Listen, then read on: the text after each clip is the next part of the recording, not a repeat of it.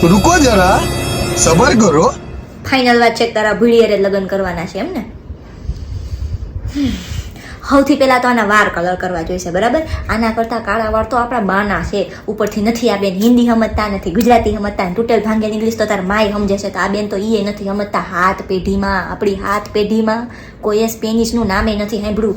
અને આ તું સ્પેનિશ ઉપાડી આવી ત્યારની મેં 2 વાર એને જય શ્રી કૃષ્ણ કીધા, જય એવું કરે છે. છીક ખાતી હોય ને એવું લાગે છે. હગાવાલ સામે હું જય શ્રી કૃષ્ણ કરશે?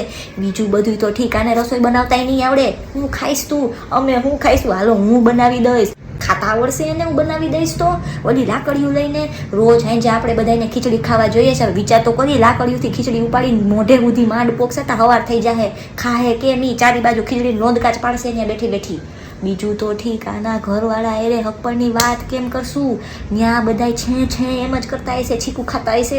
તો અમે હું બોલશું ત્યાં જઈને મંજીરા મારશું બધા ત્યાં? થઈ ગયું તારું તો. નવી નવાઈની વિદેશી ગોતીને આવ્યો છે તો એક તો આને કે દાંત કાઢવાનું બંધ કરે. આવી ત્યારની મારી આમ જ કરે છે.